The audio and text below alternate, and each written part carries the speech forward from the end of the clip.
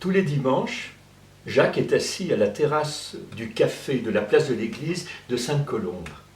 Tout en buvant une bière, tout en lisant les annonces dans le journal, il attend la sortie de la messe.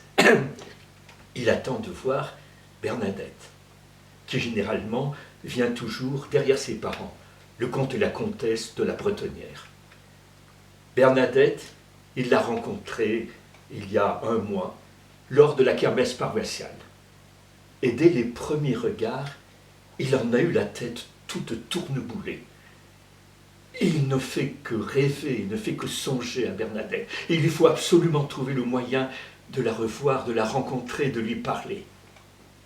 Mais lorsque Bernadette, au sortir de la messe, se dirige vers la pâtisserie, elle passe à côté de lui, sans même vouloir le reconnaître, et pourtant il avait senti dans le regard qu'il y avait eu quelque chose qui s'était passé entre eux.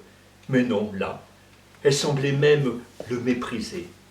Pensez, comment la fille d'un comte pourrait s'intéresser à un demandeur d'emploi? Dans la semaine, Jacques, tout en lisant les petites annonces, est tombé sur une annonce qui aussitôt a fait tilt dans sa tête. Il y avait le comte de la Bretonnière qui cherchait un aide-cuisinier pour son château. Aussitôt, dans la tête de Jacques, il y a eu un plan qui s'est formé. Et le samedi, il a mis quelques affaires dans un sac, il s'est revêtu de son seul costume à peu près correct, et il est allé sonner à la grille du château. Il y a un vieux gardien qui est venu lui ouvrir, qui lui a demandé ce qu'il venait chercher, et Jacques lui a dit qu'il avait lu sur un journal que le comte cherchait un aide-cuisinier, il venait se présenter. Eh bien, mon garçon, suis-moi, je vais te conduire jusque dans le bureau de monsieur le comte, il doit y être en ce moment. Et tout en marchant dans l'allée principale, bordée de platanes, le vieux gardien lui a demandé « De quel nom dois-je t'appeler ?» Oh, Jacques lui a dit « Vous pouvez m'appeler comme mes camarades m'appelaient parce qu'ils me trouvaient un peu orgueilleux. Appelez-moi moi-même. » Eh bien, moi-même, très bien, je t'appellerai comme ça, moi-même. Ils sont arrivés devant la porte du château, le gardien a ouvert la porte, et puis il lui a montré le couloir, il lui a dit « Tu vas au fond, la porte à gauche, c'est le bureau du comte, je pense qu'il est là. » Jacques a frappé, il a entendu une voix qui lui disait d'entrer. Monsieur le comte était derrière son bureau, il était en train d'écrire une lettre au ministre de la Culture pour lui dire qu'il mettait à sa disposition son château pour la journée du patrimoine. Il a vu Jacques, et il lui a demandé ce qu'il désirait, et Jacques aussitôt lui a dit qu'il avait lu l'annonce et qu'il voulait se présenter pour la place d'aide-cuisinier. Et là, Jacques, il avait même fait des faux papiers, des lettres de recommandation qu'il a tendues au comte. Le comte, assez rapidement, l'a examiné de la tête aux pieds, a trouvé qu'il avait, mon Dieu, bonne allure, il avait l'air d'être un jeune homme tout à fait correct, et en lisant les lettres de recommandation, il s'est dit, eh bien, pourquoi pas lui plutôt qu'un autre. Alors il a dit, eh bien, écoute, mon garçon, je veux bien t'employer à l'essai pour un mois, nous verrons après la question de salaire. Mais au fait, quel nom dois-je te donner? Oh, monsieur le comte, vous allez peut-être un peu rire. Figurez-vous que ma mère, qui est de la famille de Mécouille, a épousé mon père, qui est de la famille de Parderrière. Ils ont voulu garder leurs deux noms. Aussi, on m'appelle Mécouille-Parderrière. Oh, le comte a beaucoup ri en disant « C'est pas tellement extraordinaire. Moi, j'ai bien une de mes amies qui est la baronne du Devant. Alors, soit Mécouille-Parderrière, pourquoi pas ?» À ce moment-là, la comtesse est entrée, elle a passé la tête. « Je te dérange peut-être, mon chéri ?»« Non, non, mais tu tombes bien, justement. Je viens juste de dire à ce jeune homme que je voulais bien l'employer pour un mois d'essai, pour être notre aide-cuisinier. Si tu veux t'en occuper, le conduire jusqu'aux cuisines et lui dire ce qu'il aura à faire. Ne t'inquiète pas, je vais m'en occuper. » Et la comtesse a fait signe à Jacques de le suivre dans un long couloir. Et tout en marchant, elle lui a dit « Eh bien, mon garçon, puisque vous devez devenir notre aide-cuisinier, comment dois-je vous appeler ?»« Oh, madame, je suis d'un caractère un peu rêveur, on m'appelle la Lune. »« Oh, la Lune, c'est tout à fait charmant. » Et à ce moment-là, ils sont passés devant le salon, la porte était ouverte, il y avait Bernadette qui était allongée sur son lit, en train de lire à l'ombre des jeunes filles en fleurs. Dès qu'elle a reconnu Jacques, elle a rougi. Et la comtesse lui a dit « Bernadette, ma chérie, sois gentille, est-ce que tu voudrais te charger de ce jeune homme que ton père vient juste d'accepter pour être cuisinier pendant 1 mois? Peux-tu le conduire jusqu'aux cuisines ?» « Oui, mère, a dit Bernadette. Et Bernadette a fait signe à Jacques de le suivre. Ils ont pris un escalier qui descendait jusqu'aux cuisines, et tout en marchant, elle lui a dit « Et comment dois-je vous appeler ?» Oh, vous savez, moi je vais avoir un emploi de cuisinier, alors je crois que la sauce me va très bien comme nom. Ah, bon, la sauce, oui, ça vous va. Ils sont arrivés dans la cuisine, et là, au milieu de la cuisine, il y avait la grosse Berthe, celle qui régissait tout son monde, il y avait comme ça plusieurs serviteurs.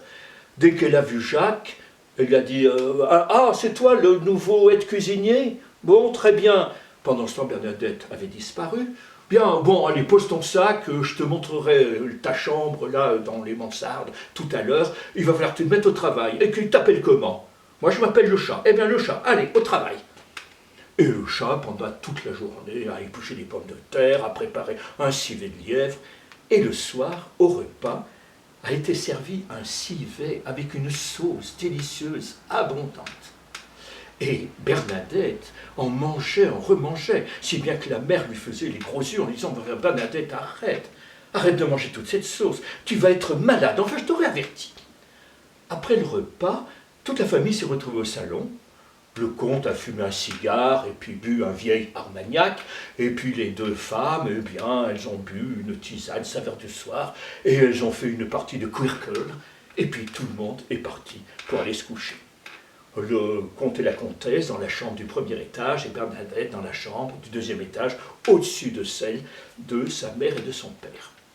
Pendant ce temps, dans la cuisine, les serviteurs avaient terminé chacun leur travail et puis regagné leur petite soupente. Et il y avait Jacques qui restait. Et il y a la grosse Berthe qui disait « Bon, tu vas te coucher maintenant ?» Jacques a dit « Oh non, j'ai envie de rester un peu, j'ai pas sommeil, je finirai de nettoyer. » Si bien que la grosse Berthe, furieuse, est allée au 1er étage, elle a frappé à la maison, à la chambre de son maître, et lui a dit « Maître, il y a le chat qui est dans la cuisine. » Le maître lui a dit « Et alors en quoi il te gêne? Mais laisse-le !» Et la grosse Berthe est redescendue, elle a dit « Bon, le maître ne voit pas d'inconvénient, tu peux rester. En tout cas, moi je vais me coucher. » Et pendant ce temps, Jacques, il s'est retrouvé seul. Il a fouillé un peu dans les placards pour trouver des bonnes choses, il a bu un petit peu de liqueur. Et puis, dans le cœur de la nuit, il est allé dans le jardin. On était au mois de juin, il est monté dans le cerisier, et là, assis sur la branche, il était juste en face de la fenêtre de la chambre où dormaient le comte et la comtesse. La fenêtre était ouverte. Jacques, pour s'amuser, a lancé des petits noyaux de cerises. La comtesse s'est réveillée, elle a tourné la tête. « Mon chéri, il y a la lune dans le cerisier. » « Et alors, il y a la lune dans le cerisier. » « Eh bien oui, il y a la lune dans le cerisier. Allez, rendors-toi. » Et Jacques descend du cerisier. C'est la nuit complète. Il monte à pas feutrés jusque dans la chambre du 2e étage, la chambre de Bernadette.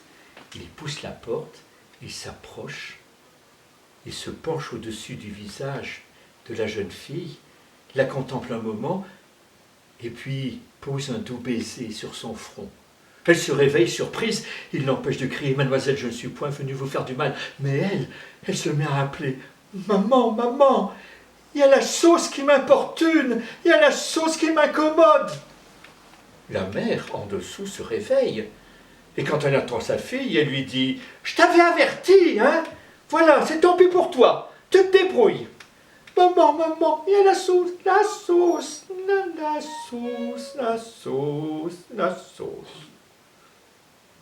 Et puis on n'entend plus aucun bruit, la nuit se passe, et un peu avant le lever du soleil, Jacques sort discrètement de la chambre. Mais c'est que Bernadette, elle est furieuse de s'être ainsi laissée piéger. Alors vite, elle court frapper à la porte de la chambre de son père. « Papa, il y a l'aide-cuisinier qui est venu cette nuit dans ma chambre pour m'importuner. » Le comte, furieux, sort de la chambre en chemise de nuit. Il aperçoit Jacques qui se dirige vers la sortie et il se met à crier « Attrapez mes couilles par derrière! Attrapez mes couilles par derrière !» Les serviteurs se réveillent, se précipitent. « Mais qu'est-ce que vous faites? Mais vous voyez, mais les serviteurs disent « Mais on fait ce que vous nous demandez! Mais attrapez mes couilles par derrière! Mais c'est ce qu'on fait !» Et pendant ce temps, Jacques est arrivé dans le parc. Il a couru jusqu'à la grille. Il y a le gardien qui venait juste de se réveiller, qui a essayé de l'arrêter, ils se sont battus, et Jacques, très facilement, l'a jeté dans le fossé. Et il est sorti, et il s'est éloigné. Et pendant ce temps, il y a le comte, la comtesse qui sont arrivés, suivis de la grosse Berthe, suivis des aides-cuisiniers, suivis des serviteurs. Et quand ils ont vu le pauvre gardien dans le fossé, tous lui ont demandé « Mais qui est-ce qui t'a fait ça ? C'est moi-même !» Comme quoi, il est bon de connaître ses classiques. Et Jacques s'est souvenu de la ruse d'Ulysse. Quelques mois plus tard, dans l'église de Sainte-Colombe, a eu lieu le mariage de Jacques et de Bernadette. Ils ont fait tous les deux une belle carrière politique. Et on dit que ça n'a pas empêché Jacques d'être, paraît-il, un chaud lapin.